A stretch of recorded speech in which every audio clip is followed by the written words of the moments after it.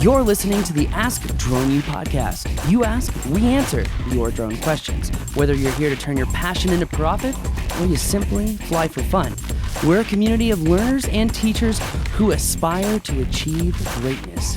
We are Drone U.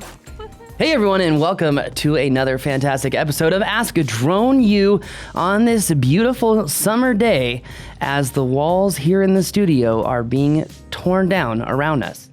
Yes, indeed. It's very exciting. It is very exciting. Enjoying the heck out of it. We love change, right? Some of us more than others. We do. Some of us less than others. True. But there's been a ton of change, and it's actually very cool, very excited to see what's coming and to share it with you guys. And thank you for being a part of everything that's going on here, because you really are, whether you know that or not. If you're listening, you're a part of it. Thank you. My name's Rob, and we're glad that you're with us today. Glad that you are with us as well. And I'm excited, Rob, because we're going to be doing some new things. This our race course and training course inside the building has actually changed and will include multiple tunnels now through various parts of the building. Yeah, so our landlord, who's a really, really cool dude and has been very open to some of the thoughts that we've been trying to incorporate into the office and Paul's race course dream and all of that stuff. But he's had some really cool ideas. He was worried about, so we have a common hallway between us and his wife's business's office. And he was worried about, some of their employees maybe getting their eye crashed So he came out. up with a really cool solution that you won't learn about right now. I guess there will be a reveal. Yes, don't give away the farm, Rob. No, You'll have to come see it. Just kidding. Okay, We don't not want you giving here. away the farm, not even giving you a piece of corn. Not even. Okay, give him a kernel, I guess. Did I really shut you down that bad? No, I think it's a great idea to wait and then maybe do it via video or something. We're going to have a good time revealing it. And it's not going to be that far into the future. It's coming pretty quick. It is. With the switcher, we can actually fly the race course while on the podcast and stream the video to the switcher. I think that's the way to reveal it. I think that's a great idea. Yeah, anyway. So who gets to fly it? You do. No, we want to make it all the way through the race course. Yeah, you. I think we bring in Night Fury. I'm just going to say with a high degree of confidence, you may be seeing me here late at night practicing because I will master this course. I'm just putting it out there. No matter what drone it's going to be on, I'll master it. Inspire one. Yeah, I don't think that's going to fit through an 18-inch hole, so it's probably not going to work. But anyway, we are really excited, and we are really excited to have you on the show. Thank you for all those reviews, and thank you for continuing to empower, inspire, and motivate the Drone U community. We just keep seeing so many posts about how refreshing it is that there's a positive group where people are actually focused on helping other people, and I couldn't agree more. So really excited. New member benefits coming as well.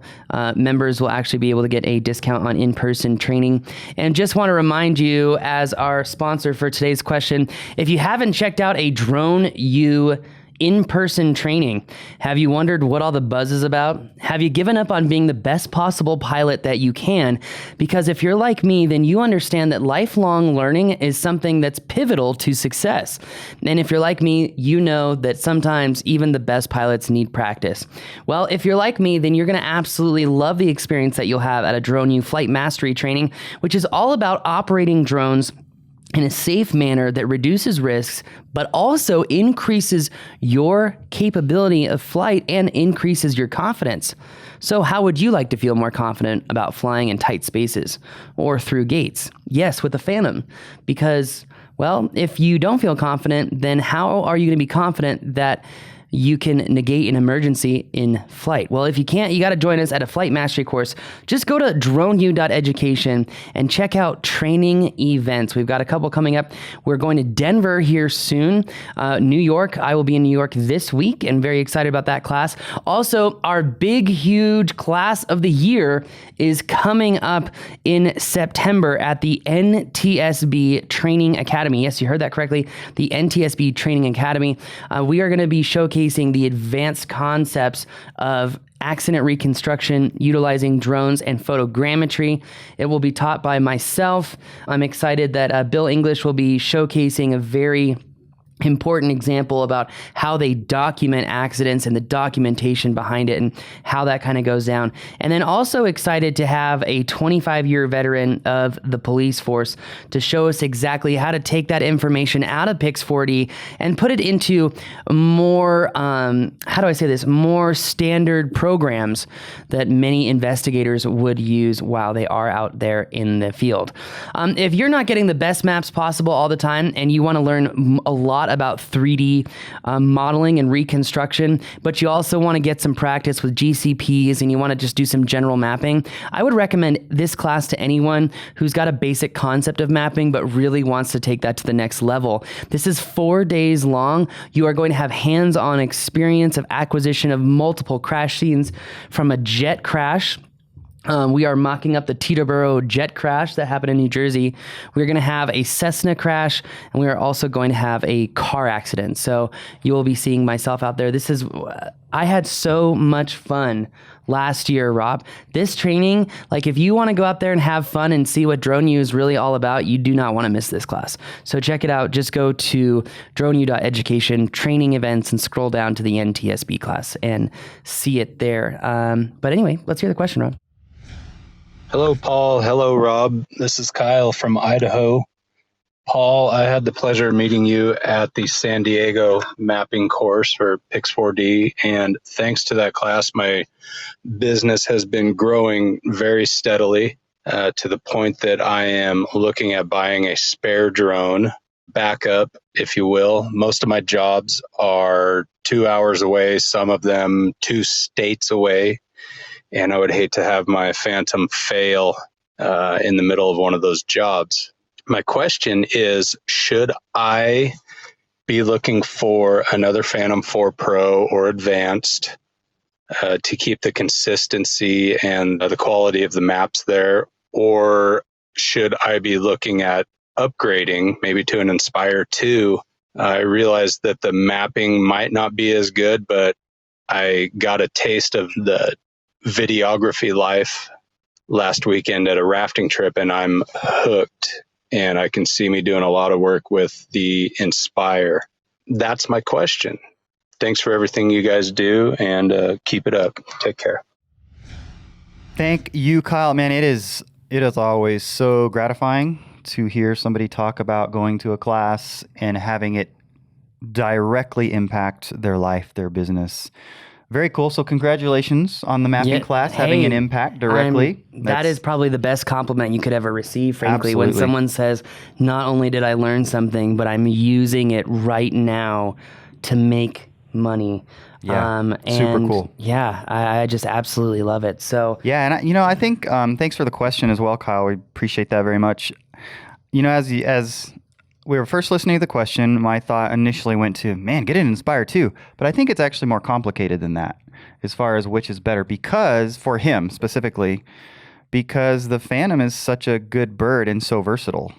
It is versatile, but we also have to be real here, Rob. It's limited. If he's talking about, mapping, and now he's mixing, action sports. Let's just call it action sports. Talking about water, river rafting, whatever. Which would be a really cool thing to film, by the way. 100% cool. But I agree with him that, when he's thinking maybe I need an Inspire for that, you do. I mean, you absolutely do, because whenever you're going to be flying over the river, you're going to have downdrafts that are essentially going to, suck the bird down into the water. If you're not familiar with the VPS sensor and how that can affect your flight over water, highly recommend you take our flight over water class, because we go over all of the nuances about flying over water, which sensors to turn off, which sensors to calibrate before you go out there, things to watch specifically when you're flying over water. Like, there are things that I've learned after being in the wake industry for the last 5-6 years that I think everyone needs to hear if you ever fly over water. So make sure you check that out. It's free to you if you're a member, and chances are since he went to the class, he's still a member. So that being said, I'm really glad it's working for you. Now, if you're going to do any other action sports, like you want to do any baja racing, you want to do any surfing, you want to do, let's just say go-karting or your kids BMX or whatever, chances are if you're like me and you've been flying for a while, you understand how the Inspire is a little bit more stable because of its construction than the Phantom 4 Pro. You know, with the Inspire, with the H-frame setup and essentially having that elevating landing gear, your center of gravity sits a little bit lower than it would on a Phantom. And because you have that added weight and that lower center of gravity, you have a much more stable bird because the bird is acting more like a pendulum as far as weight is concerned than, you know, really like a fixed cube, I would say, with the Phantom, to try to visualize that for you guys. Right. And I will just say, I filmed some Baja racing this past weekend and actually learned that a lot of Baja racers have banned drones, which I found fascinating. But then it just comes down to, it comes down to the fact that there are a lot of people who do not know how to, you know, really be safe and smart about drones, and that cars have hit drones and they have caused damage. So they've been outright banned. This is at least what Nick Moody So said. these pilots have just been getting too aggressive, thinking they're better than they are. Which is a very common thing in Sure. our society, I'm learning, is that your confirmation bias of you telling yourself you can do something versus what you can really do can oftentimes lead you to disaster. Yeah, which is a fine line because you want to push yourself. But anyways, that's another podcast. That is a whole nother podcast. But anyway, when I was flying Baja racing this weekend, man, I noticed just the crazy difference in stability in the gimbal alone from the X4S to the P4P camera. And I will tell you, Rob, like, frankly, I am stunned / amazed at how much more stable the X4S is, even though it's the same camera. I mean, there was one particular shot, and I posted on my Instagram, and I know you saw it, where I'm coming in front of a Baja car, and the Baja car is literally filling my entire frame. And it's amazing because what happened is you can see the road is kind of squiggling in the background if you really pay attention, and that is from the excess movement of the gimbal on the Phantom. You don't see any of that with the Inspire footage. It's just literally locked in, and I can pull some really aggressive turns. Like, for example, we had this Baja racer coming in at 70, 80 miles an hour, coming to almost a full stop to make a hard right turn over about 3 or 4 whoops. And I mean, I had to come to a stop too. So I had the Inspire just fully tacked, coming in, and then I'm That's so fun. It really is. It really is. And I'm on him like white on rice. I mean, literally right on him. And I'm able to articulate with the Inspire 1 around the car as it's moving and still have a very smooth shot. You can't even do that at those speeds with the Phantom. Right. You know, I always It's tell not stable enough. Correct. I always tell everyone, you know, if you're flying boats with the Mavic 2 Pro, the Mavic Pro, Mavic 2 Zoom, you can't ever do the horseshoe shot smoothly where you're coming around the front end or the bow of the boat and really trying to get that bow to look like we're just perfectly orbiting it as it's moving around. You can't really do those shots with the Mavic. It doesn't have the flight characteristics to make that happen. But when we take that to another level where instead of we're going 15, 20 miles an hour, now we're doing 30, 40, 50, 60, the Phantom cannot articulate nearly as well as the Inspire. Yeah. So, and, you know, just again, a shout out to Fortis UAV. They sent me a backup Inspire 2 while our Inspire 2 is being fixed right now. And a big thank you to them for making that happen because I love that Inspire. So were you using their Inspire 2 this weekend as Yep. well? You did? Yeah. And which, by the way, that thing is pretty banged up. That thing is a dune buggy that's been to the Baja 1000 a few too many times. And yet you're still using it. I think Yeah. that just shows about the toughness of that thing, right? It is, yeah. It's definitely not an Inspire 1. I will say, you know, Fortress, I don't know, knowingly or unknowingly, you can tell it's been crashed because the horizon line floats. Like, I don't know if you know what I'm saying, but essentially imagine that, like, your computer is the horizon line, and as you come to a stop, the horizon's just, like, slowly coming back to center. Which, when you're doing action sports, actually is a cool effect. Like, for action sports, I was like, you know what? I'm gonna work this. Like, and it really did look cool because at times the camera was just a little bit tilted, but it added a whole new kind of dimension. That's a great lesson in terms of how to adapt to what your equipment is doing and get the most out of it and get something out of it that you wouldn't have otherwise got. True. I think that's actually pretty cool. So actually to take that one step further, if you want to force that look without damaging your aircraft, you can just put your gimbal in FPV mode and you're good to go. There you go. So, okay, so you're thinking in this particular case for Kyle, then Inspire is the way to go. What about when he does, let's just say he gets out into the field and something happens to the Phantom, and then he does need to use it for mapping. What does he do then? Is there a certain camera he needs to have with him? So, I mean, the X4S camera is what he needs for the Inspire 2, but I want to take a step back really quick because I answered that question as if he's taking on action sports. No, understand. If he is not taking on action sports, his redundancy 100% should be a Phantom 4 Advanced. Like literally, in fact, I already want to buy us another one because we had a P4P go out on us because those new ribbon cables that essentially are a heat sink aren't fully seated on the bottom of the magnesium plate, and it can overheat and you can get an encoder error, which is what happened to us. And I'm just glad we have backup Phantoms because otherwise I'd be going to New York with who knows what. Yeah, well, we need another one. Maybe you can pick one up while you're out there. Okay. Twist my arm. No, seriously, it's good to have a couple of those on hand. Twist my arm, Rob. But I think we answered his question. As far as redundancy is concerned, if you're not going to be serious about getting into action sports, just buy another Phantom. But if you are... you're going to save a lot of money doing that, too. Exactly. But if you are going to get into action sports and you really want to push yourself and you want to get more money for your services because you can fly closer, lower, and get better shots than most people... You know, I would say go for the Inspire 2. In fact, I even want to back up Inspire 2 if you want to be real, Rob. So, well, if we get me one, we'll just call it your backup. Deal. Sweet. Deal, because the only person who's crashed Rob's drone was me. That's right. In your defense, you were trying to do some pretty crazy stuff with it. I did actually conduct a full-blown barrel roll on a Mavic Air. So I just finished the barrel roll in the ground. Because for whatever reason, DJI limits the height on manual mode. Did you know that you can turn on manual mode on all of your DJI drones? Yeah, isn't that cool? Anyway, if you haven't seen our Mavic 2 Pro hack video, you can essentially follow that video, and instead of changing the 8 to a 3 or a 7 to a 3, change the 8 or a 7 to a 0, and the 0 is manual mode. But just warning, if you've never flown manual mode before, do not do this, because as soon as you take off and let off the sticks, the drone just keeps climbing because there's no altitude hold. So, well, and I'm going to say this.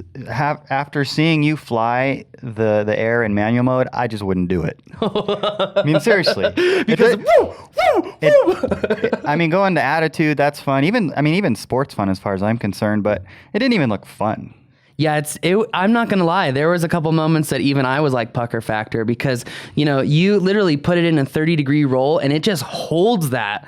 And if you don't articulate the thrust or anything, it literally just starts sinking into the ground at a 30-degree roll. Yes, it does. Well, on that bombshell, that's going to do it for us today on the humble notion that we all crash. Well, my name is Paul. My name's Rob. This is Ask Drone U.